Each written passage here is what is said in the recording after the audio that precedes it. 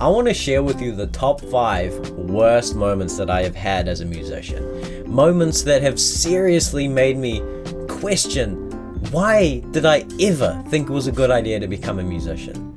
I suck at music. This sucks. What am I doing with my life? Okay, let's get into it. Okay, so the first one that I'm going to talk about is this moment when I was on my first tour down my country. I was in this band called Sheep, and it was my first kind of proper band, and I was playing synth bass in this band. So not the keyboard or the piano. I was playing a synthesizer, but I was playing the bass in the band. So it was a lot of fun. And so we had 4 humans in the car and a rat cage with 2 rats.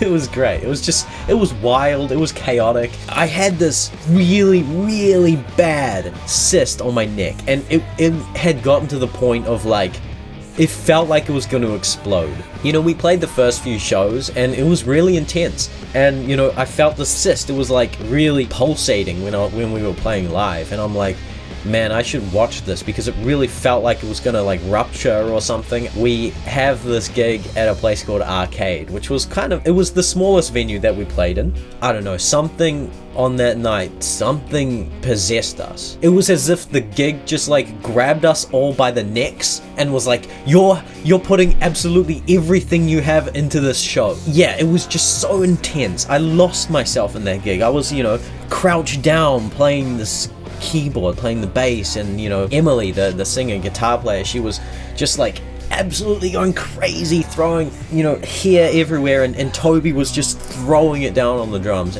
The crowd was like just assailing us from all different angles, and there was sweat and there was blood, and I remember like feeling in the middle of that show like, oh no, my sister's gonna explode.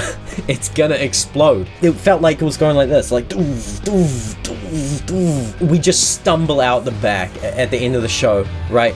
Emily just like stumbles to the wall and like chunders everywhere, and Toby just like literally goes down on his knees, and he throws his sticks down, and like there's blood and he's got like splinters and stuff, and I collapse in this intense exhaustion, and like I just cradle my cyst because it was just the most painful thing I'd ever felt. This was simultaneously one of the best moments of my life as a musician and one of the worst moments, because I just went too far. It was intensity manifest. It was just raw energy, raw music, and there was nothing left behind.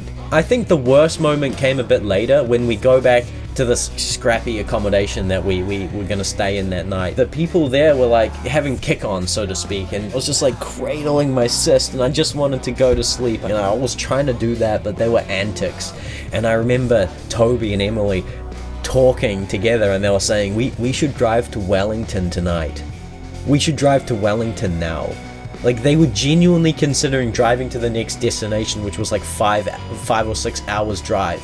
And I was like, no, please, no. Yeah, that was one of the worst moments. Okay, let's move on. What's next? Oh yeah, when my dreams failed. I've literally just got here. The note is, when my dreams failed, 2018.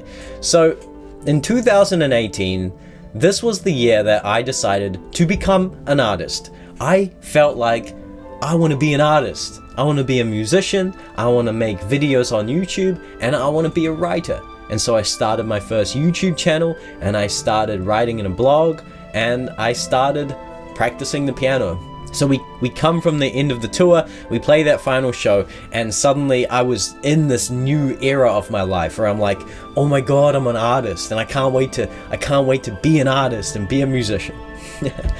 And so I started practicing, and I started making videos, and I started writing, you know, stories that I would share on my blog, and it was going fine for the first few weeks, first few months. Wait, what happened? March, April, May, June.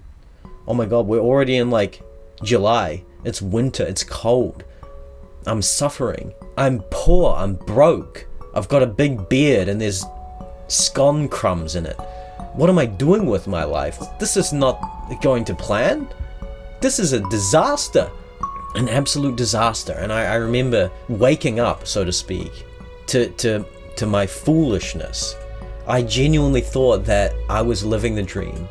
but in fact I'd created a kind of hell for myself. I was broke, and I'd completely and utterly failed. My dream was, it was shattering before my very eyes. You know, the dream was kind of like, it was like a glass painting, you know, a glass painting, and I was looking at the glass and it was looking so beautiful.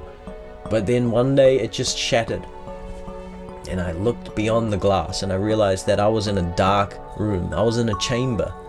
I was in a chamber. It was a disaster. And I shuffled my way to the Ministry of Social Development, and I signed up for the benefit because I couldn't get a job. No one would employ me. I don't know, I just lost myself that year in trying to achieve my dreams. Let's move on. What's next? When I cracked my computer screen. In brackets, wasting so much money on music. Okay, this is quite funny. My main thing on the YouTube channel that I was building, Joshua St. Clair, was that I would take my keyboard out to these really scenic locations around the South Island, right? I would set up my camera and I'd set up my computer there by the keyboard and I'd record live. So I wanted everything to be in the moment. I wanted things to be actually recorded in the mountains where I was. I'd bought like the latest MacBook Pro or something, and I'd spent a lot of money on this thing. It was like all my money.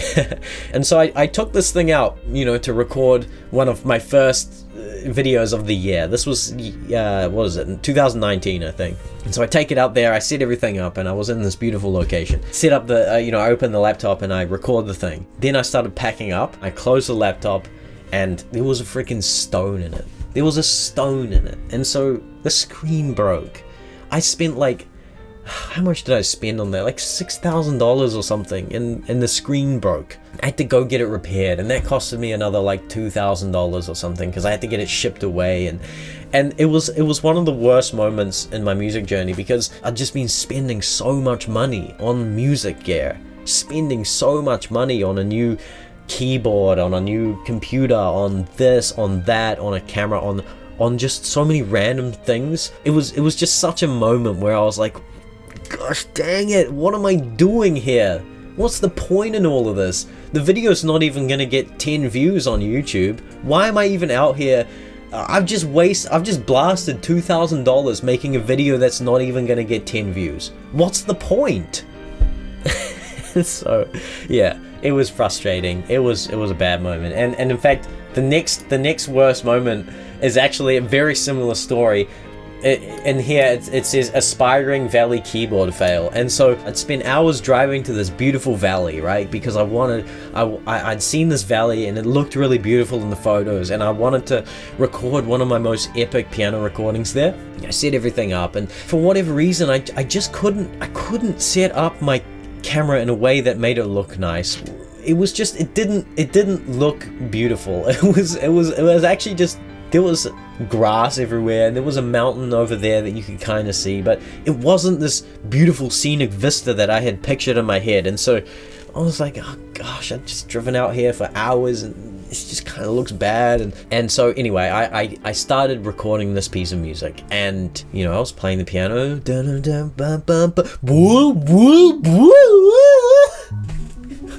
Gosh, the keyboard was munted. Okay, this requires a little bit of backstory. A couple of weeks prior to that, I was out there busking on the Queenstown waterfront, playing this beautiful piano song, and then out of nowhere, it just started going weird. It just started going woo, woo, woo, changing key, doing all these weird things. Keyboard, you can't do me like that, brother. I'm trying to play music to these people, and you can't be doing that.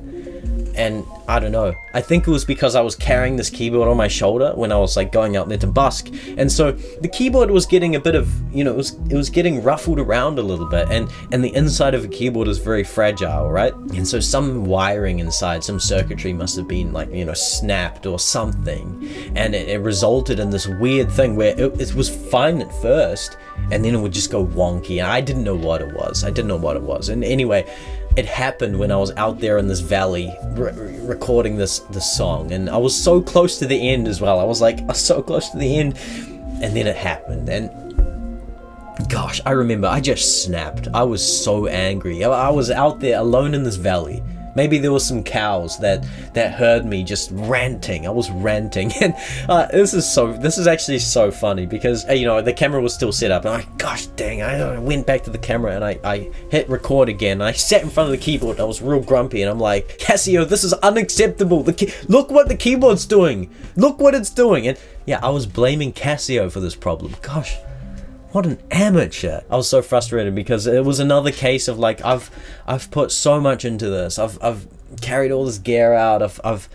I felt resentful because I felt like I put so much work in, and it was only resulting in catastrophic failure and ugly sounds emerging from my keyboard and ugly views, and I was just pissed off, okay? Yeah, that's that story. I've got one more for you. Recording my album in 100 takes and selling nothing. Okay, so this is an interesting story. So in my hometown, in fact, is the world's longest grand piano.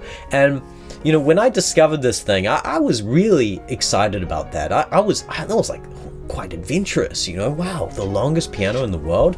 And of course, the idea occurred to me that I'm going to record an album on this thing. I have to, right? The world's longest grand piano. You can't go and record an album there and it be bad. It's got to be good. It's got to be something that's decent. That's what I thought in my mind. And so I'm like, okay, I'm gonna actually really dedicate myself to this project. And I did, I really worked hard on this. I composed the music and I practiced every day. I practice these songs over and over and over again. We get to like September, and that's when I'm scheduled in the recording session, and I go there, and Adrian, he's a really nice guy. Adrian's the guy who built this piano, and so we set everything up, and I have the recording session to rule all recording sessions, where I was just gonna go in there. I'd practiced the songs. I was feeling good. I was gonna go in there and I was gonna knock them out. And so I went in there and I started recording the first song. The first take, I was like, there was some mistakes. I'm kind of annoyed about that, but whatever. Let's go again. Da-da-da-da-da. Damn. Let's go again. Da-da-da-da. That was bad too. Let's go again. Da-da-da-da-da. And this went on and on and on and on and on and on for every song of the album. It took me upwards of 20, 30, 40 takes of each different song of this album. I could not for the life of me get it, and it's just one of those extremely frustrating things about being a musician and being a pianist. You rehearse so hard, but then you get to the recording session and you still make mistakes, you still hit wrong notes. And then I was going through the session, and then I was frustrated because I was hitting wrong notes and it was sounding bad, and then I was frustrated at myself for being like, why are you putting yourself through this? Just use the first take, mistakes and all, right? Because music is like that. Music is imperfect. You can't have perfect music. That's impossible. So just accept the first take, because it should be more about the energy of the music. But then I was like, no, but there's so many wrong notes and it's gonna sound bad, and it's the world's longest grand piano. It just left a horribly sour taste in my mouth, and I eventually produced this album, and I didn't like the songs. I thought they were really bad, and in fact they are really bad, and I haven't even listened to them for like years.